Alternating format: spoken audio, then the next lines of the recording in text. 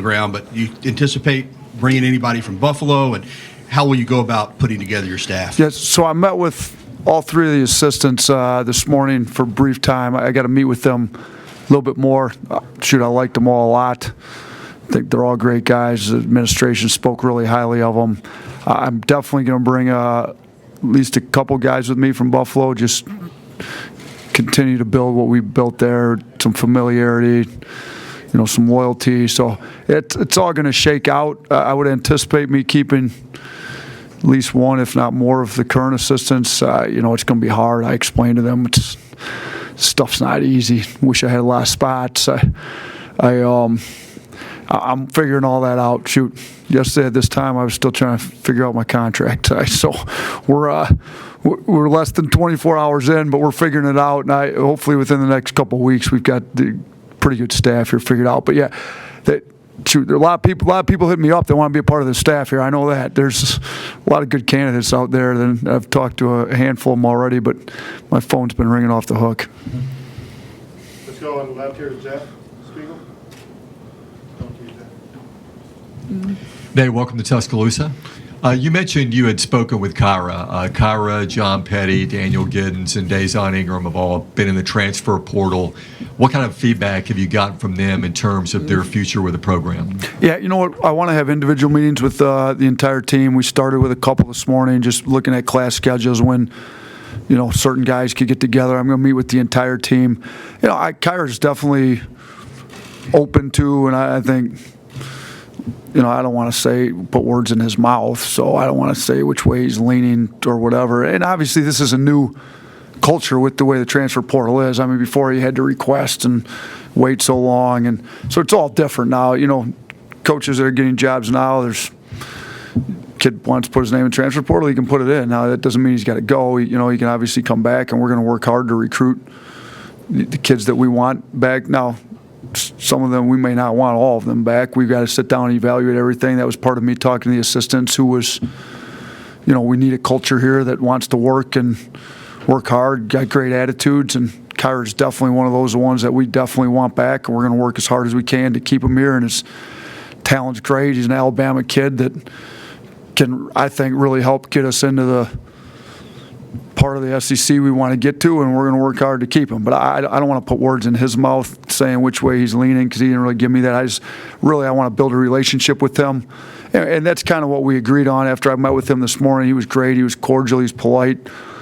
I really liked the kid from the initial meeting I got, and he's going to get in workouts with us next week. We're going to work out. Let's build a relationship. He's going to give me a fair shake to coach him, and we're going to take it from there. All the way to the back on the far right. Rashad Snell with Alabama News Network in Montgomery. Coach, your athletic director at Buffalo just recently tweeted out a picture of you signing the contract extension with these guys. So what was it about Alabama, from what you built at Buffalo that drew you to Tuscaloosa? Yeah, you know what? We did sign an extension a couple of weeks ago, and we talked about that. I told them right up front. I even told the media up there I was never going to lie to anybody. It would have to take something real special to get us to leave here. We wanted to stay there, but shoot, Alabama's Alabama. I mean, you walk around, they got Crimson Tides rolling through the country. I mean, it's a national brand that I feel has got a lot of potential on the men's basketball side. Obviously, football's unbelievable. They've, like I said in the press conference, every sports program in the country is trying to emulate what Alabama football's doing. You just look at how much they try to poach assistants out of here to try to emulate what they're doing here. So, now football and basketball are different, but the university, there's no professional sports in this state, and this state's a sports-crazed state. So I love it. We're going to give this state something they want to watch. This was that special job that we said if it came along, it's going to be hard to pass up. So when it came along, and then really, my wife's a great reader of people, and I think I'm pretty good at it too. When Greg and Jeff sat in our living room Tuesday night, she immediately fell in love with the university through their ambassadors. Greg and Jeff were great. They were selling us on Alabama. They didn't really have to sell me on Alabama. Alabama's got a pretty big name in my mind. So, and, part of that is I'm a huge college football fan. I can't get enough college football in the fall, so I watched a lot of Alabama football. But like I said, too, man, I'm a basketball junkie. I watched Coach Sanderson's teams back when they had some big-time talent. So hopefully we can continue to get some big-time talent and get it playing the right way and way you guys want to watch. And I think we can get this. This can be a really special place for college basketball as well. Second row on the left. AJ Spur, WVUA 23. Coach, there's a lot of students here that are passionate about the basketball program. What's your message to the student body here at the University of Alabama? When Coach Hurley and myself first went to Buffalo, we didn't have much. There was hardly anybody in the stands there. By the time we left, the place was rocking. There was a track up top. I think 6,200 seats filled the place there. We had 6,700. They were 5-6 deep, standing room only. Student sections were filling up an hour before the game. Like, we play hard, and we play a style they're going to want to get behind. We play fast. It's going to be exciting. I'm going to get to know the students. Our players would go up into the student section and thank the students for coming every game. We're gonna be a part of this community too. We're not going to be a separate. We teach our guys, just because you've been given a gift of basketball doesn't mean you're better than the rest of these students. You're just like them. You've just been given God's given you a gift that the rest of them don't have nearly as well at, as good a gift as you have. So we're gonna endear ourselves as students. I'm gonna get out and meet them. I'm gonna make sure that they know they're wanted and needed. That's college athletics. I mean, professional athletics, you can sell a place out, but they don't have a student section there. That's what makes college athletics. There's so many people in America that love college athletics, and it's the students that make college athletics college athletics. So we're going to make them feel real valued, because they are valued with the way we want to run our program. We have time for a couple more questions for Coach before he has to go out. Let's go back to Jeff here on the left. Nate, 6 years ago, Buffalo gave you a shot as a high school coach to be an assistant coach. Do you see like an opportunity to, if you have an opportunity to add a high school coach to your staff? Is that something you would be interested in doing? Here's what I'm going to tell you. When Coach Hurley gave me the chance, they valued high school coaches a lot more than most Division I coaches did, being the fact that his father's a Hall of Fame high school coach. I'm a little bit the same way. I would definitely, I've got a lot in common with high school coaches. I'm going to get out and meet as many high school coaches in the state of Alabama. We've got some really good ones. I've already well informed on a few of them. I'm going to make sure that I meet them. I'm going to build a relationship. Now, I'll say this. When I was a high school coach, I never asked for a job based on a player.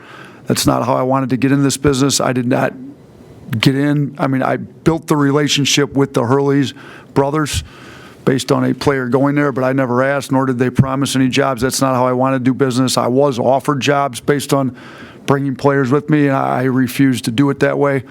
So, but I want to build relationships with high school coaches, because that's who I am. Shoot, I've been 6 years in Division I. I was 11 years in high school. So I've got a whole lot more experience on that side of it than I do on this side of it, and I value it at a high level. And I would definitely look at, now, right away this year, I don't know, but if they're good enough, coaching's coaching. I think I've proven that here. There's a lot of coaches that got a lot of Division I experience that haven't been able to do what we did at Buffalo over these last 4 years. So, yeah, I'm going to look at it. I'm going to build some relationships with a lot of these coaches here. Stay on that left side to Kyle. Kyle Berger with WVTM 13. 7 SEC teams are in the tournament, 4 now in the Sweet 16. Do you feel some pressure to kind of prove to Bama fans that you can kind of turn this around quickly? Yeah, here's the thing with, one of the deals at Buffalo, there hasn't been 2 teams from the MAC in the NCAA tournament in about 20 years or so. We would have gotten an at-large bid had we not won the MAC tournament, so it would have been the first. But you were almost on a yearly basis, you had to win the MAC tournament to get there. Here in the SEC, almost half the teams are making the NCAA tournament every year. So, yeah, we want to be there next year. That's going to be a goal of ours to get there next year. And they were close this year. They're the next team. So there's not a huge jump. We've got to do a bunch of small things at a high level every single day over the next 8 months going into the season. And talk to our team a lot. Like we didn't beat Arizona last year on one day in March. We beat them on a random day in October when we worked harder than everybody else in the country. And we're just going to do that day to day. But yeah, the SEC is a great league. That's part of the appeal of being in Alabama. And you get a lot of teams in the NCAA tournament from great leagues. So we want to be one of those great teams in a great league. All the way far left, Maggie. Could you elaborate on those core values you spoke about earlier to establish the culture of your team? Yeah, so we met as a staff, and there's a lot of backstory to that, and I probably don't have time to get where, but we developed a culture playbook based on a guy that came in and spoke to the football team at Buffalo, and so when we talked, like, what do we value the most? Well, we need our guys to play hard. To me, that's our whole blue-collar mentality, so that's our max effort, but it goes beyond practice, games. If it just becomes the core of who you are, when you do something, you're going to give it max effort. So we talk about it in academics. Now max effort looks a lot different in academics than it does in the weight room or the practice floor, but we're going to give our all. If it's worth doing at a high level. We're going to give maximum effort, and if your teammate's not giving it, then you're to hold your teammate accountable. And that's part of our second one's continuous growth. I'll get there, but that's part of the selfless love, which is the third one. We want a culture of accountability. And if I love you and you and me are roommates and we go back and you're going to smoke weed, well, that's not what's best for you. So if I really love you, I'm going to call you out for that. If you're cheating yourself in practice and not going as hard to get yourself better, then as a teammate, if I really love you, I'm going to call you out and I'm going to hold you accountable in a respectful way. But we're going to all hold each other accountable to the standards that we set. So, and then the continuous growth one is we just need to get better every day. So, and that's where, we had guys, I had to have it. One of my seniors this year at Buffalo had to get a cortisone shot in his shooting wrist because he had an overuse injury. He was in the gym too much. We had to tell him to get out of the gym. But he was one that was bringing his teammates with him every night to get extra shots up because he wanted to get better every day. So we want a culture where guys are continuing to get better, player development. I'm a high school coach at heart. I had 6 a.m. workouts going back at Romulus High School. We got players better. That's who I really am.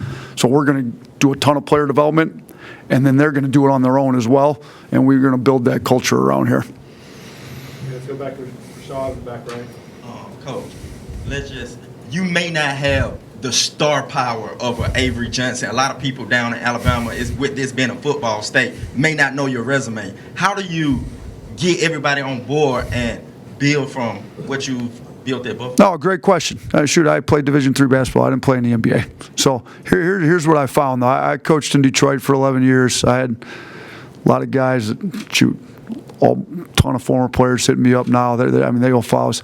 You know what kids want? They want a guy that's invested in them, that's going to make them better. That's all about that. I'm here to serve the kids. It's not about me. It's about them. And that's what I told both those guys I met with this morning. I'm here to serve you. I'm here to make you better. I'm here to help you grow into what you want. You tell me what your goals are, and I'm going to do everything in my power to get you to where you want to get. You want to make the NBA? Then we're going to sit down, we're going to watch video, we're going to break down NBA film on guys that look like you.